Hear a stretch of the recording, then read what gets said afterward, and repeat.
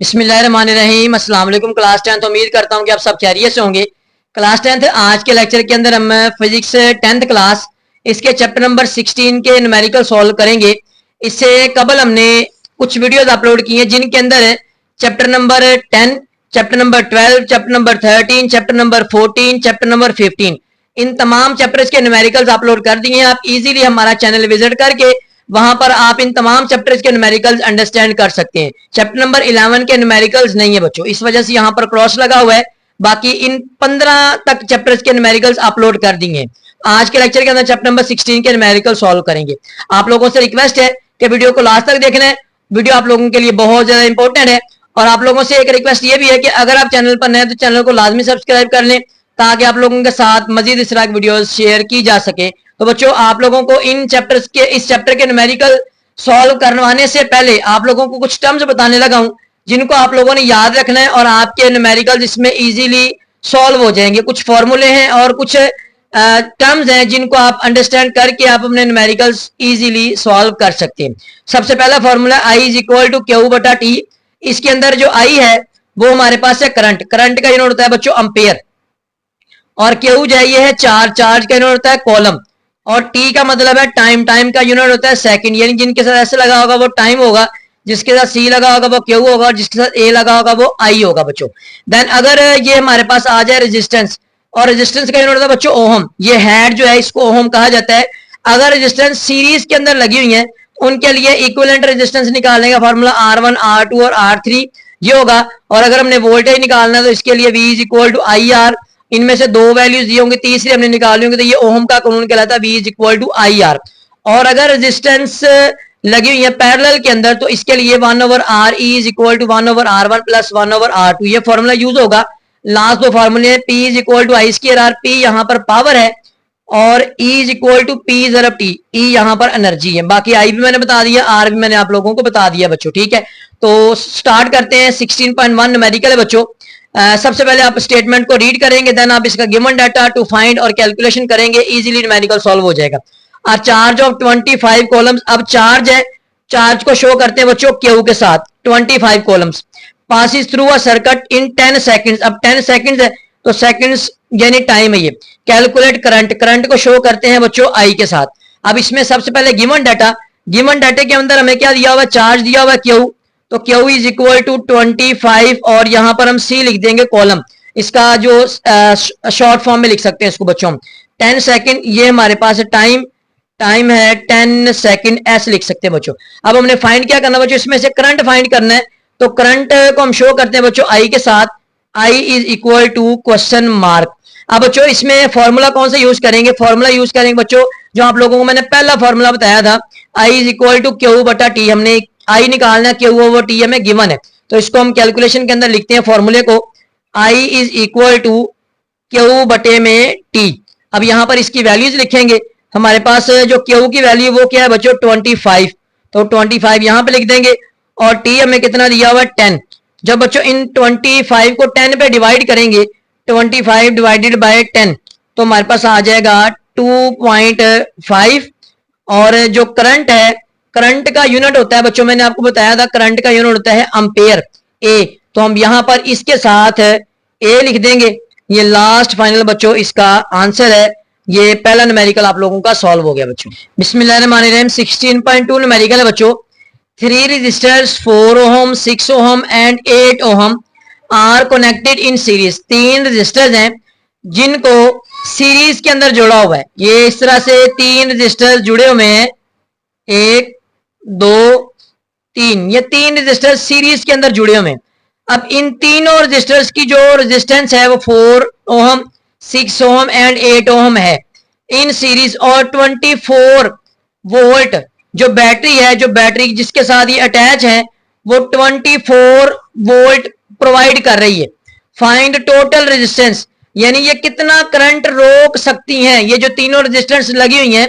And current flowing through the circuit, और इस circuit में से कितना करंट फ्लो कर रहा है वो हमने फाइंड करना है बच्चों। तो सबसे पहले इसका हम डाटा निकाल के लिखेंगे। 3 रेजिस्टेंस दी हुई है, R1, R2 और R3 का नाम देंगे। रेजिस्टेंस को शो किया जाता है R के साथ।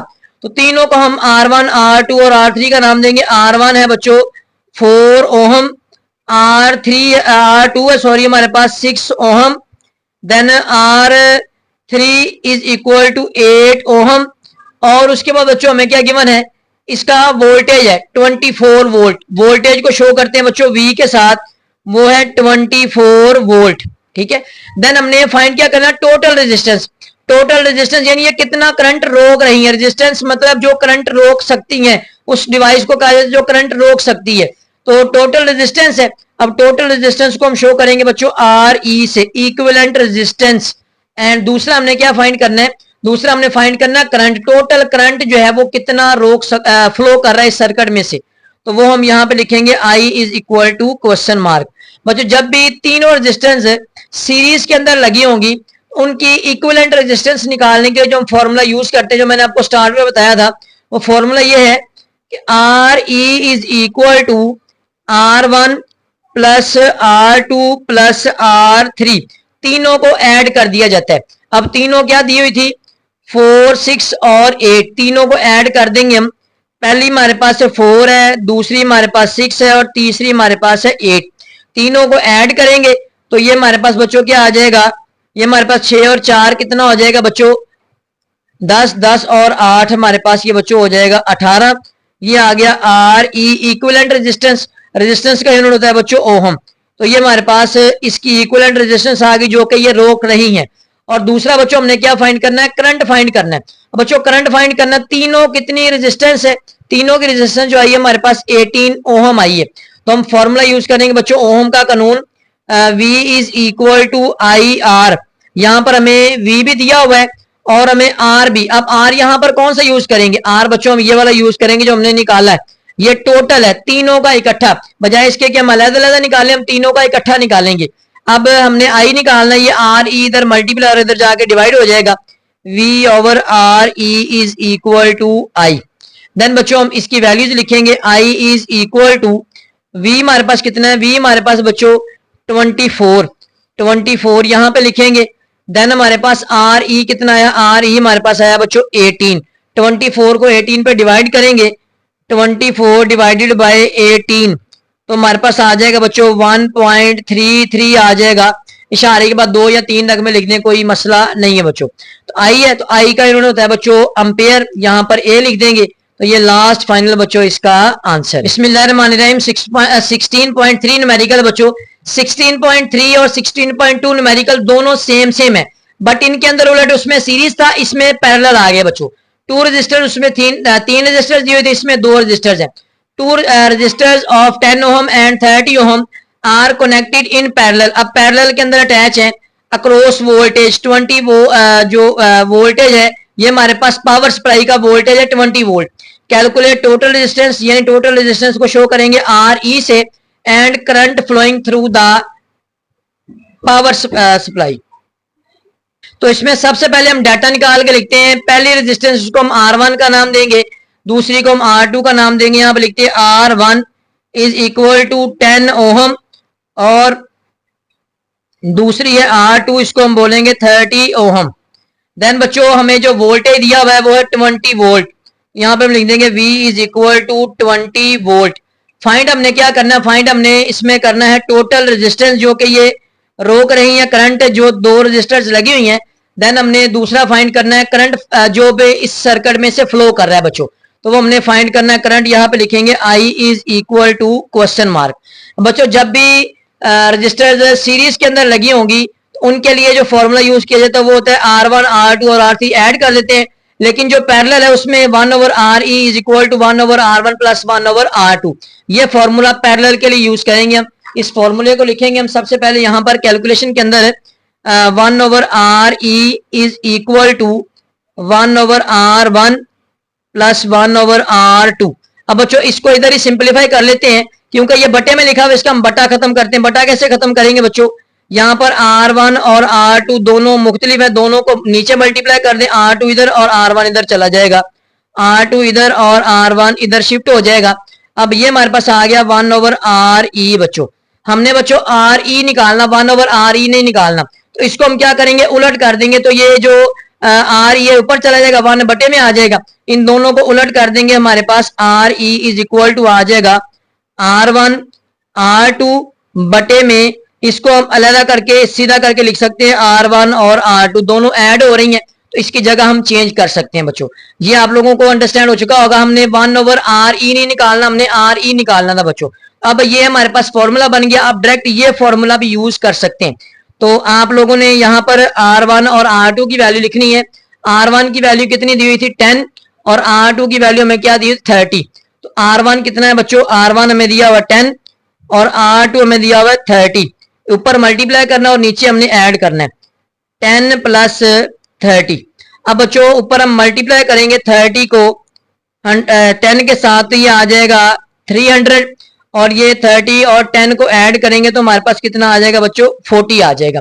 अब इन दोनों को डिवाइड करेंगे 300 डिवाइडेड बाय 40 तो हमारे पास आ जाएगा बच्चों 7.5। अब ये 7.5 जो है ये इक्विवेलेंट रेजिस्टेंस है, ये RE is equal to 7.5। Resistance का यूनिट होता है ओहम। ये लास्ट फाइनल बच्चों इसकी जो इक्विवेलेंट रेजिस्टेंस वो आ गई है। अब हमने इसका निकालना है करंट। करंट निकालने का वही फॉर्मूला ओहम का कानून, V is equal to IR। अब R यहाँ पे कौन सा यूज करेंगे, इक्विवेलेंट, जो दोनों का इकट्ठा रेजिस्टेंस है जितना वो करंट रोक रही है। तो ये 1/V is equal to IRE आ गया। हमने I निकालना, RE इधर मल्टीप्लाई उधर जाके डिवाइड हो जाएगा। RE is equal to V/RE is equal to I। अब बच्चों हमने यहाँ पर V की वैल्यू लिखनी है और हमने RE की वैल्यू लिखनी है। V की वैल्यू हमें जो बच्चों दी है वो 20 है, तो यहाँ पर हम लिखेंगे I is equal to 20 divided by 7.5। इसको डिवाइड करेंगे तो हमारे पास आंसर हाजिर बच्चों 20 डिवाइडेड बाय 7.5, तो ये हमारे पास आ जाएगा बच्चों 2.66। तो इसको आप लोग यहाँ पर I इज इक्वल 2.66, ये हमारे पास लास्ट फाइनल इसका आंसर है बच्चों। अब आप लोगों ने इसका करंट का यूनिट लगाना है। करंट का यूनिट बच्चों होता है एम्पेयर, यहाँ पर हम A लिख देंगे, तो ये लास्ट फाइनल बच्चों इसका आंसर है। बस आप लोगों ने पैरेलल को और सीरीज को याद रखना है। आप लोगों के ये दोनों न्यूमेरिकल 16.2 और 16.3 इजीली सॉल्व हो जाएंगे बच्चों। बिस्मिल्लाहिर्रहमानिर्रहीम 16.4 न्यूमेरिकल, वेरी सिंपल न्यूमेरिकल बच्चों। इसमें 1.5 batteries are connected in series. 4 बैटरियां जो कि जिनकी वोल्टेज है, जिनका पोटेंशियल डिफरेंस है 1.5 वोल्ट, वो लगी हुई है सीरीज के अंदर। ये 1 2 3 और 4 बैटरीज हैं इन अ फ्लैश लाइट। एक फ्लैश लाइट के अंदर determine the total EMF force. अब इनकी टोटल EMF फोर्स निकालनी है, ये कितनी इन चारों की EMF है। तो इसका हम सबसे पहले लिखते हैं V, जो कि वोल्टेज है 1.5। अब हमने फाइंड क्या करना है बच्चों, फाइंड हमने करना टोटल EMF। EMF को शो करते E के साथ, तो हम यहाँ पर लिख देंगे E टोटल।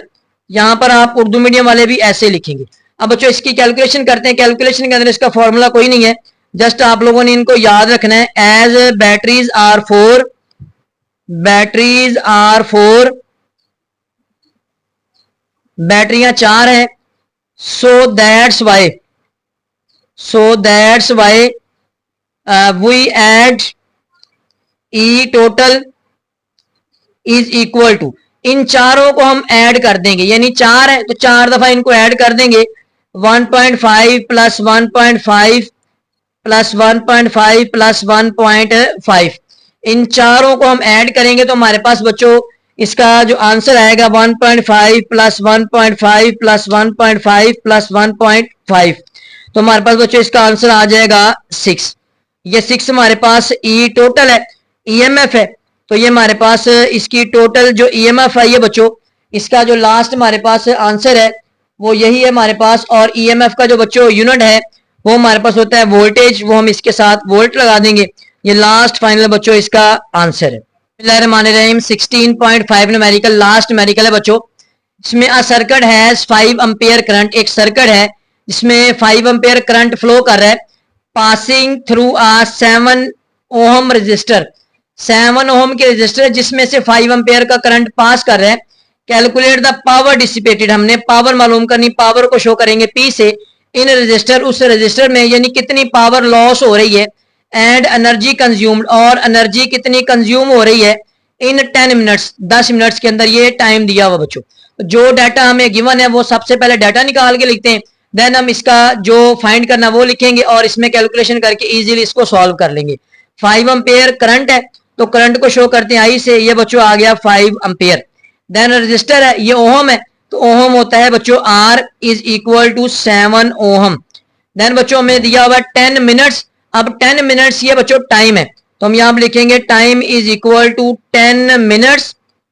इसको हम मिनट्स को कन्वर्ट करेंगे सेकंड्स के अंदर, क्योंकि टाइम का स्टैंडर्ड यूनिट सेकंड होता है, तो 1 मिनट में 60 सेकंड होते हैं। 10 को ज़रब करेंगे 60 के साथ, तो ये हमारे पास बच्चों आ जाएगा 600 सेकंड। देन बच्चों हमने फाइंड क्या करना है, फाइंड हमने करना है पावर डिसिपेटेड एंड एनर्जी। तो हम यहां पे लिखेंगे टू फाइंड के अंदर है power and energy dissipated, energy को शो करेंगे ई के साथ। अब बच्चों अकॉर्डिंग टू गिवन डाटा हम जो फॉर्मूले यूज करेंगे पावर निकालने के लिए, जो मैंने आपको स्टार्ट में बताया था P is equal to I square R, और E के लिए P ज़रब T, तो हम ये फॉर्मूला यूज करेंगे P is equal to I square R. Calculation में लिखते हैं सबसे पहले P is equal to I square और R, यहां पर वैल्यूज लिखेंगे, सिंप्लीफाई करेंगे, आंसर आ जाए बच्चों। ये हमारे पास आई कितना दिया हुआ है, आई दिया हुआ बच्चों 5 एम्पियर, यहां पर हम 5 लिखेंगे, 5 के ऊपर लग गया स्क्वायर। देन R, R हमें कितना दिया हुआ बच्चों 7 दिया हुआ है, तो यहां पर हम लिखेंगे 7। देन 5 का स्क्वायर लेंगे, 5 का स्क्वायर होता है 25 मल्टीप्लाई विद 7। इसके अंदर हम 25 को 7 के साथ मल्टीप्लाई करेंगे, 25 मल्टीप्लाई विद 7, तो हमारे पास आ गया बच्चों 175। तो यहां पर 175 लिखेंगे, ये हमारे पास बच्चों आई है पावर। अब पावर का जो यूनिट होता है वो होता है बच्चों वाट, आप लोगों ने चैप्टर के अंदर इसको पढ़ा हुआ है, पावर का यूनिट होता है वाट, तो ये हमारे पास पावर आ गई। अब दूसरा हमने क्या निकालना था, दूसरा हमने निकालनी थी इसकी जो एनर्जी है। एनर्जी के लिए बच्चों जो फॉर्मूला यूज करेंगे E is equal to P ज़रब टी, यानी इस 10 मिनट्स के अंदर कितनी एनर्जी कंज्यूम हुई है, तो वो 10 मिनट्स हम उसको कन्वर्ट किया हुआ है सेकंड्स के अंदर 600। तो पावर जो हमारे पास आई है, पावर हमारे पास बच्चों आई है 175 वाट, 175, और टाइम हमारे पास कितना जो हमने इसको सेकंड में कन्वर्ट किया हुआ वो हमारे पास है 600। इसको मल्टीप्लाई करेंगे, 175 पहले लिखा हुआ है, मल्टीप्लाई विद 600, तो ये आ जाएगा हमारे पास 1,05,000, 1,05,000। अब इसके अंदर बच्चों ये बुक के अकॉर्डिंग आंसर नहीं है, तो इसमें हम क्या करेंगे, इसमें 105 को अलहदा कर लेंगे, ये 3 जीरोज है, तो ये मतलब आप इसको बना दे 1000। ये इजी तरीका है बच्चों इसके अंदर। अब 1000 है, इस 1000 को हम क्या लिख सकते हैं, 1000 को हम लिख सकते हैं बच्चों 10 की पावर 3, ठीक है, ये 10 की पावर 3000 के बराबर ही होता है। अब ये 10 की पावर जो 3 है ये बराबर होता है बच्चों किलो के। अब ये हमारे पास आई है एनर्जी, एनर्जी का यूनिट होता है जॉल, तो हम यहां पर इसके साथ जॉल लगा देंगे, तो ये लास्ट फाइनल बच्चों इसका आंसर है। इसका तरीकाकार एक ये भी है कि आप इसका पॉइंट यहां से उठा के इधर लेके जाएं, तो इसका फिर भी यही आना 10 की पावर 3, फिर भी हमारे पास किलो जॉल ही आएगा। जो आपको तरीका आसान लगता है उस तरीके के साथ आप लोग उसको सॉल्व कर सकते हैं बच्चों। ये हमारे पास तमाम के तमाम न्यूमेरिकल जो कि चैप्टर नंबर 16 के न्यूमेरिकल्स थे, इनको हमने सॉल्व कर लिया है। अगर इन न्यूमेरिकल्स के अंदर आप लोगों को किसी भी किस्म की प्रॉब्लम है तो बच्चों आप इजीली कमेंट सेक्शन के अंदर पूछ सकते हैं, आप लोगों को सब कुछ मुकम्मल डिटेल के साथ बता दिया जाएगा। वीडियो अच्छी लगी वीडियो को लाइक करें, और अगर आप चैनल पर नए तो चैनल को लाजमी सब्सक्राइब करें और इसको अपने फ्रेंड्स के साथ शेयर करें ताकि उनका भी फायदा हो सके। शुक्रिया बच्चों, अल्लाह हाफिज।